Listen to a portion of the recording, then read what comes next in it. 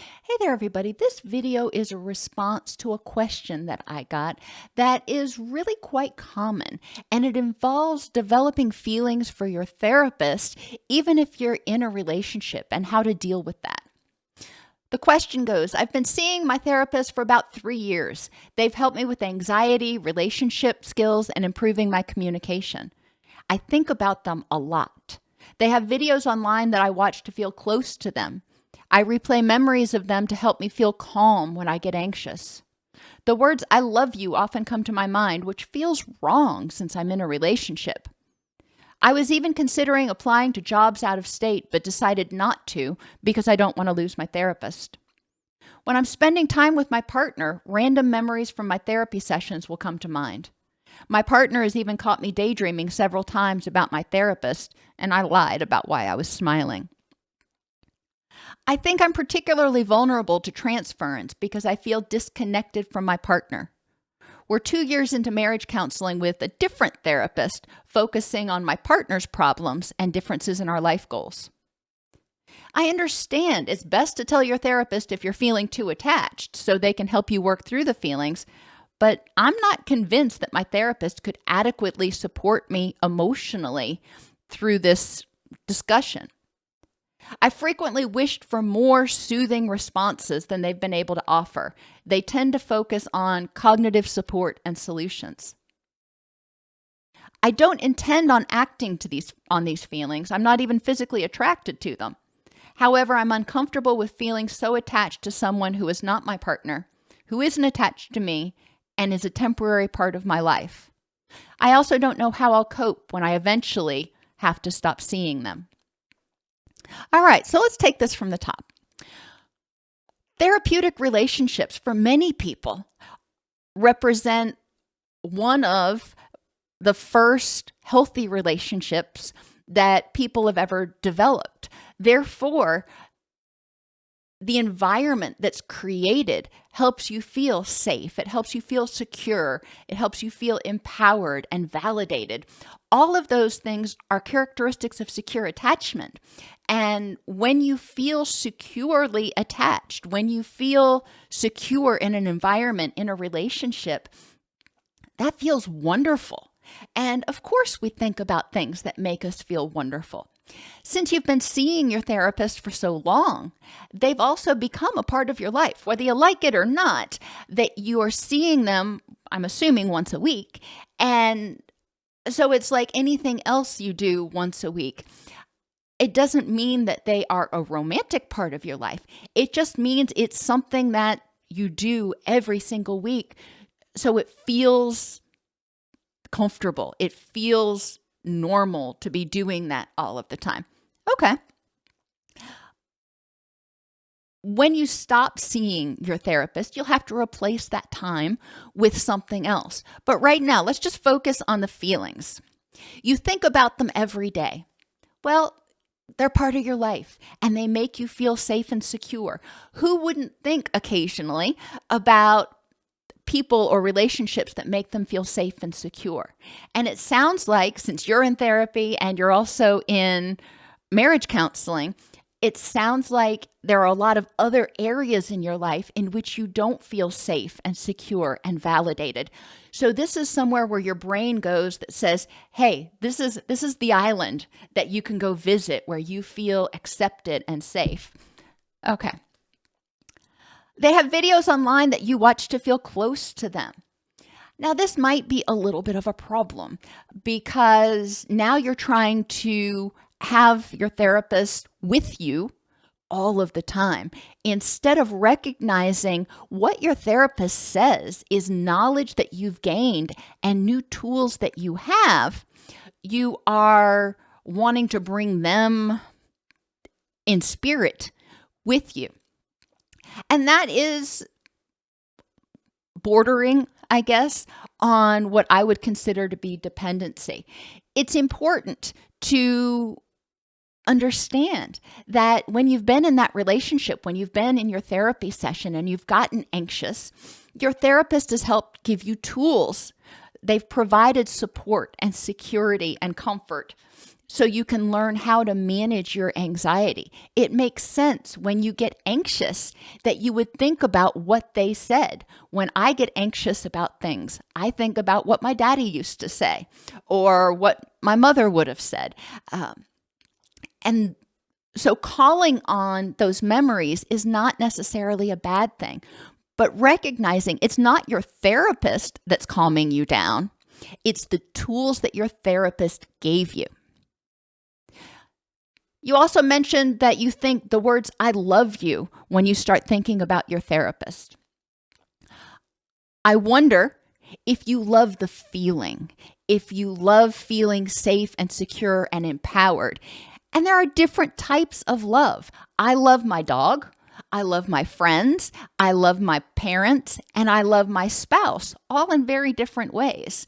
So thinking about what is it that you love? Is it the person, which I really don't think it is. I think it is the feeling that you get when you are around them, where you feel safe, you feel supported. When I'm spending time with my partner, random memories from therapy sessions will come to mind, and I've even been caught daydreaming. Okay. I would wonder when this is happening, when you're spending time with your partner, if you are feeling safe, secure, validated in the way that your therapist allows you to feel. Your therapist has created an environment, a safe environment, so you can feel vulnerable, so you don't have to have your defenses up. And when you're spending time with your partner, I'm wondering if,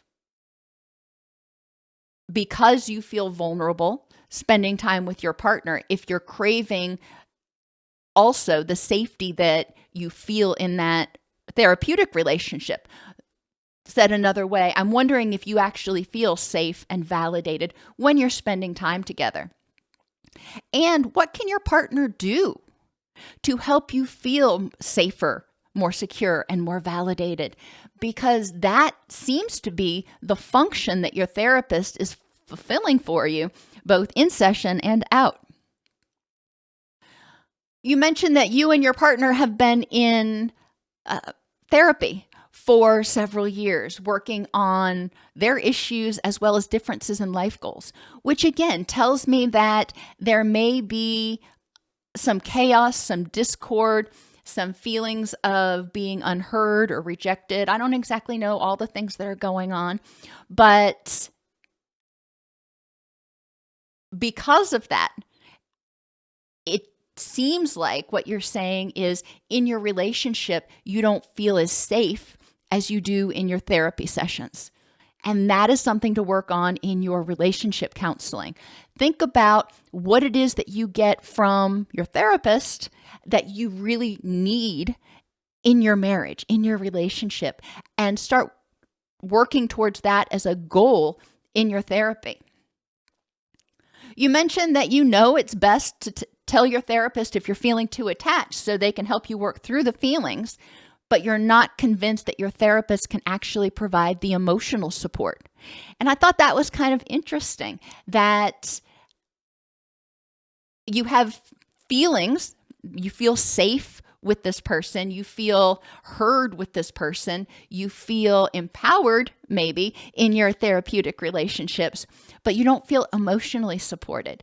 And part of what I would suggest is talking about that with your therapist first and talking about how, I really have gotten so much out of working together.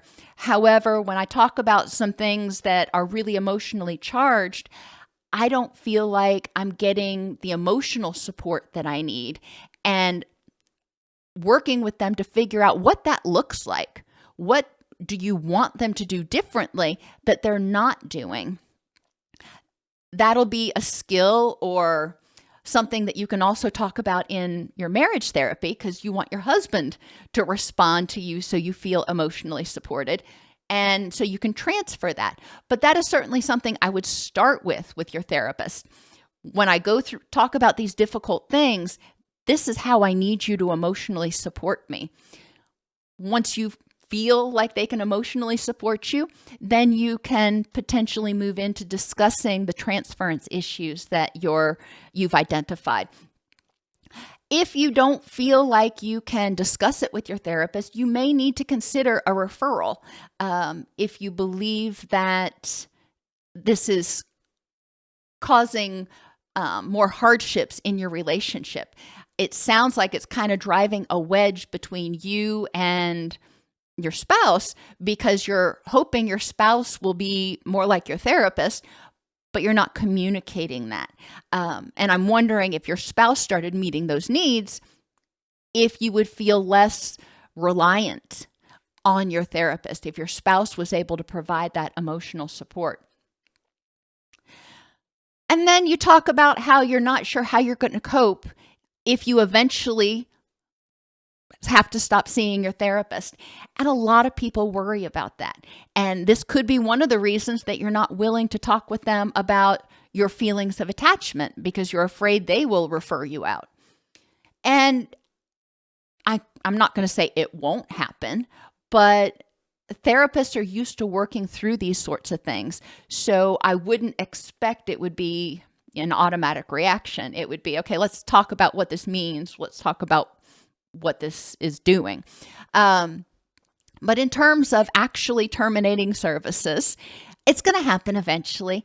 And what I do with my clients is I do a step down. We see each other weekly until they've made most of their progress or maximal progress. And then we see each other every other week for a month or two to make sure that they have solidified the gains and there's no problems. And they start feeling more comfortable implementing the tools that they learned in therapy. And they start realizing that they're doing it. It's not me doing it for them. It's not me giving them answers every week. They're actually able to take the information that they've learned and apply it.